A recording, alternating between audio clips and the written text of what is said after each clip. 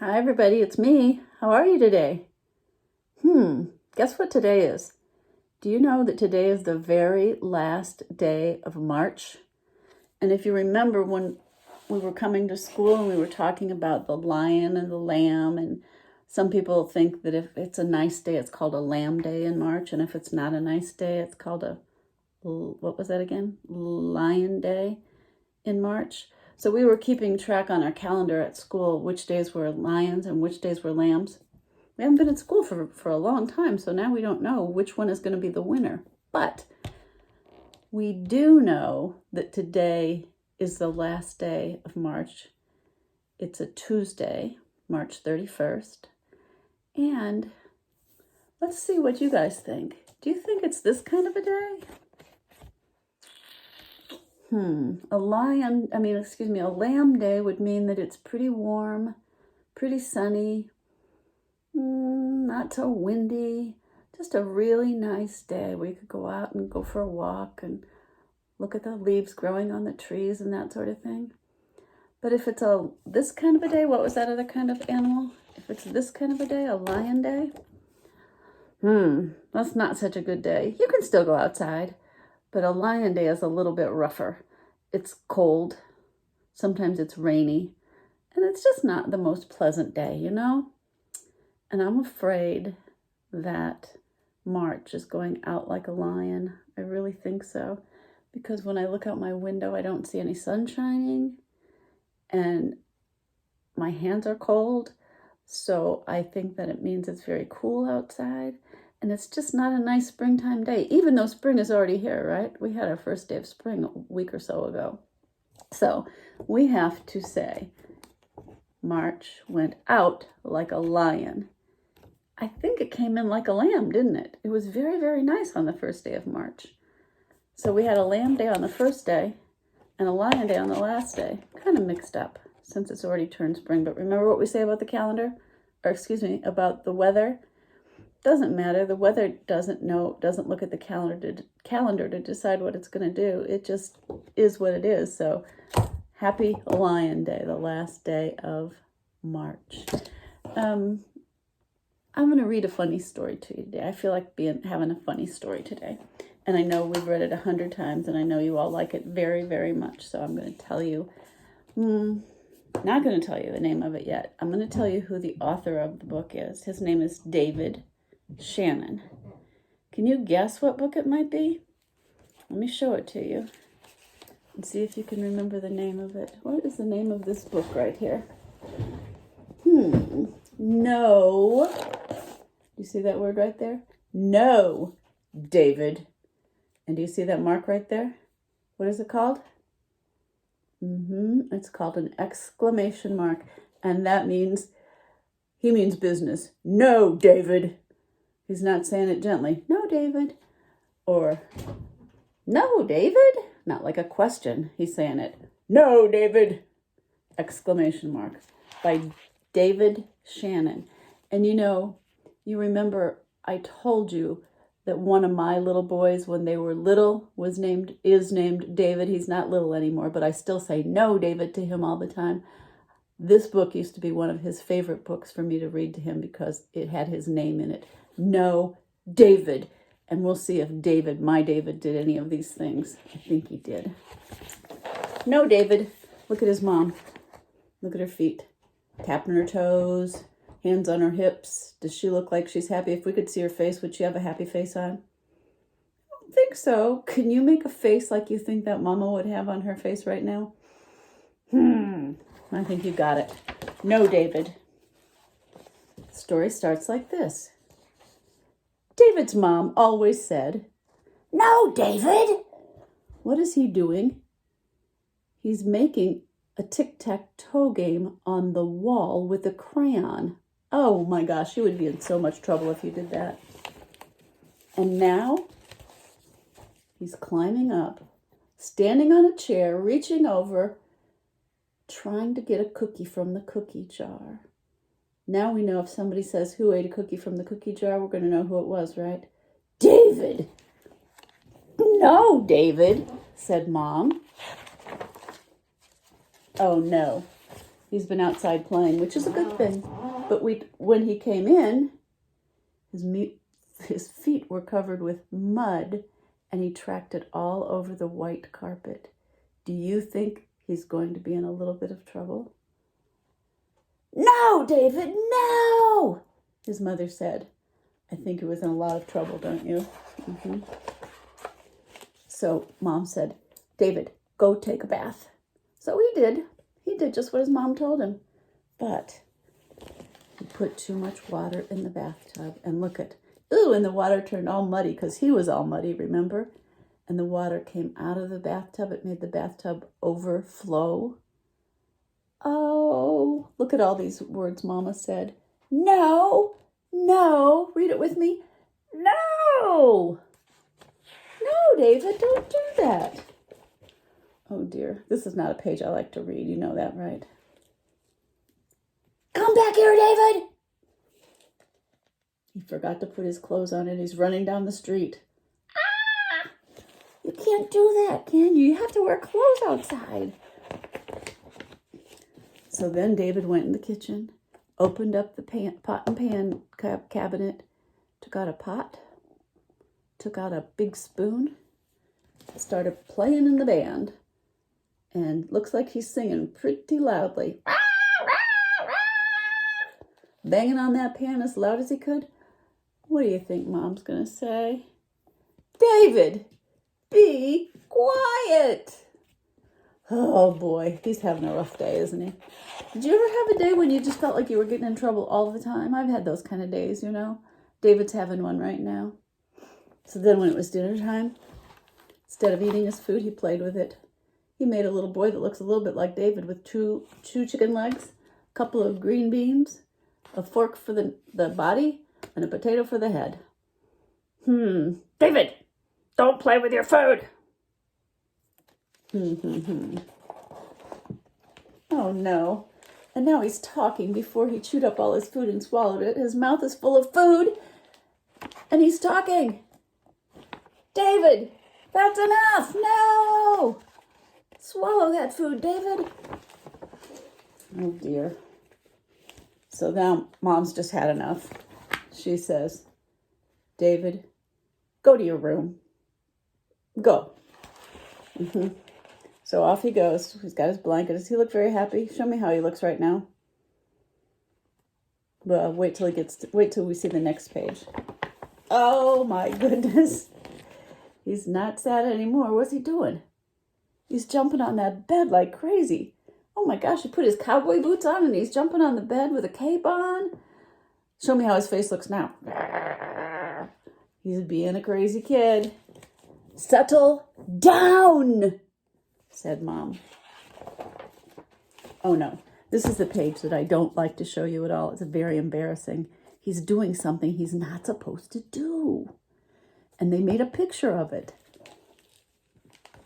Oh, David! Stop that this instant, David, now! Oh my goodness, David, he knows better than that, doesn't he? David, stop watching TV and put your toys away. Look at, he has got one big mess there, doesn't he? Wow, that's a lot of toys, David, and he's watching TV, not paying any attention. Put your toys away, David. Uh-oh. Before he puts his baseball bat and his baseball away, he decides to hit it. Just gets his baseball bat, puts it over his shoulder, gets ready, throws the ball up in the air, and whacks the ball. No, David, not in the house. No, you can't play baseball in the house, David. He does it anyway. Oh. He broke Mom's favorite flower pot, and now he's sitting in the corner. David, I said no. Oh, but he didn't pay any attention. He just did his thing. He was in trouble, wasn't he? Poor guy. So then he got really sad, and he turned around and looked at his mom. He wanted to try and do better. He looked at her. And you know what Mommy did? She held out her arms and she said, Davy, come here.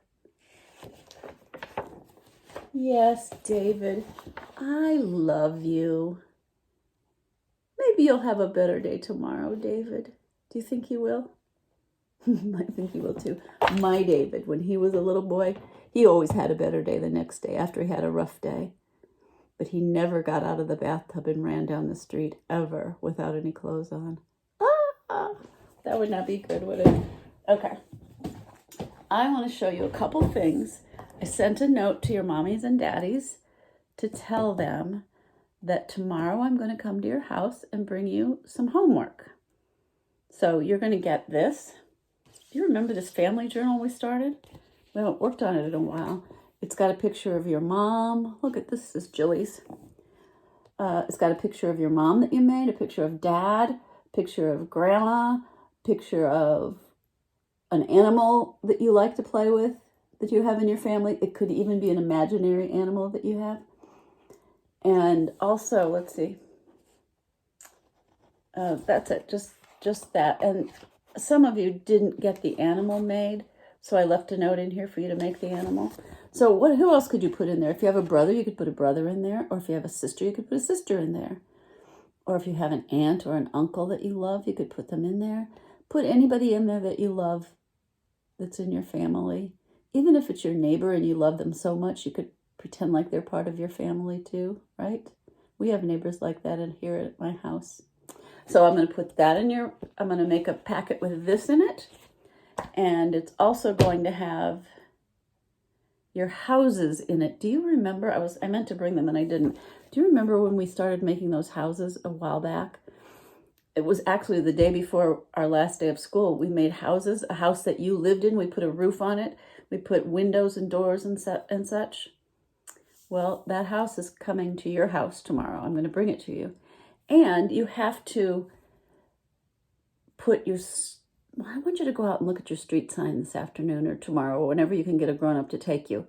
Go look at your street sign out at the end of your block and see what your street sign says. See what the name of your street is. I know some of you already know it. So you're gonna get your house and you're gonna put your street name on there. And then you're gonna look at the numbers on your mailbox and you're gonna put those numbers on your house. And then what town do we live in, remember? We live in Bloomington, and what's the name of the state?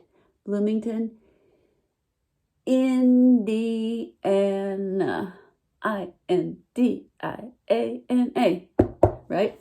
So you're going to put that on your house. All those things are going to go on your houses. And I gave your moms and dads kind of an idea of how to use those pieces that you're going to have. They're going to be in an envelope, and it's going to have things like a little mailbox in it that has your numbers in it that you can stick on with Velcro. It's going to have a street sign in it that has Velcro on it so that you can it has the name of your street on it.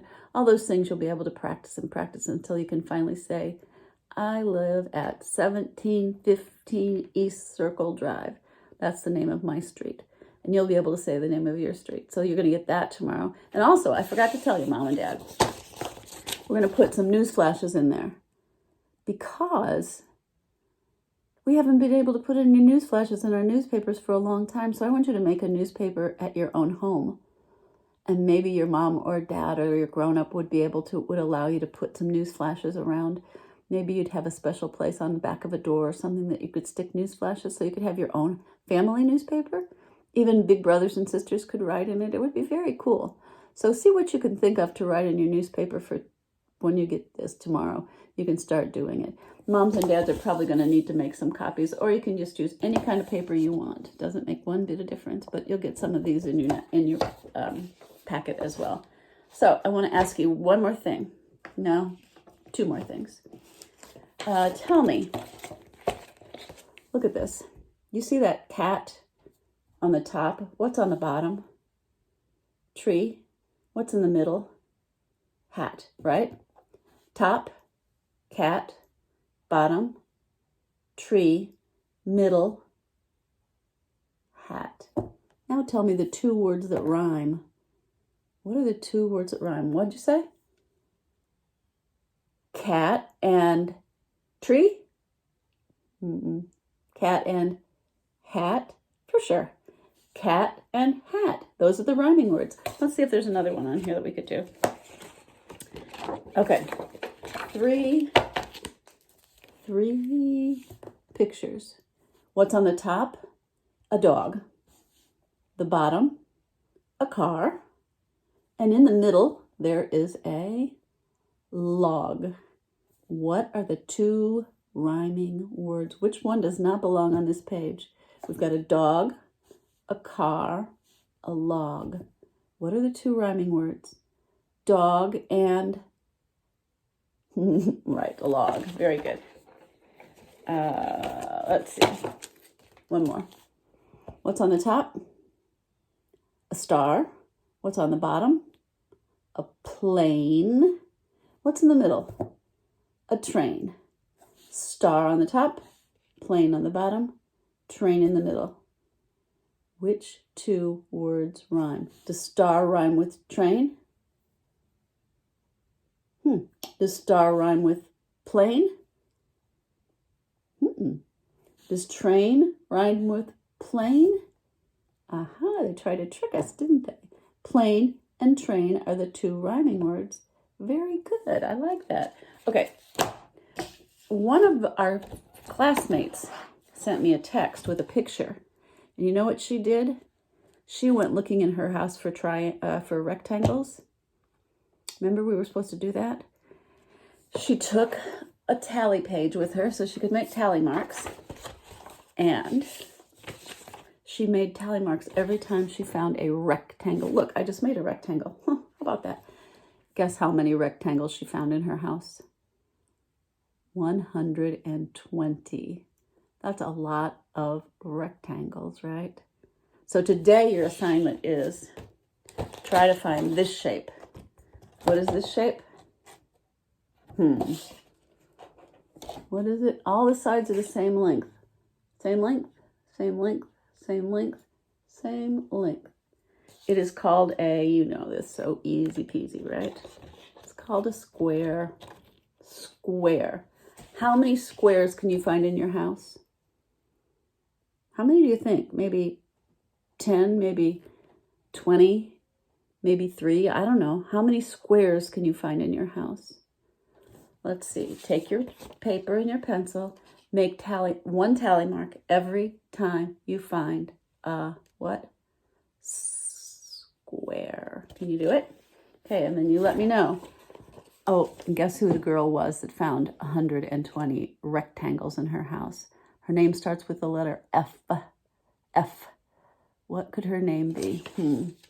Susie? What? You're right, it's Frances. Frances sent me a picture of her page with all the tally marks on it. 120! How many are you going to find? Okay, I will see you tomorrow at your house, I hope, if you're there. And you know what? I forgot to tell your parents, if it's a rainy day, I'll probably change it to a different day. I don't want the things to get wet. So at any rate, I will see you hopefully tomorrow. Cross your fingers that it's going to be a lamb day. And I'll see you tomorrow. Bye, boys and girls. Thanks for listening. Bye. Be good.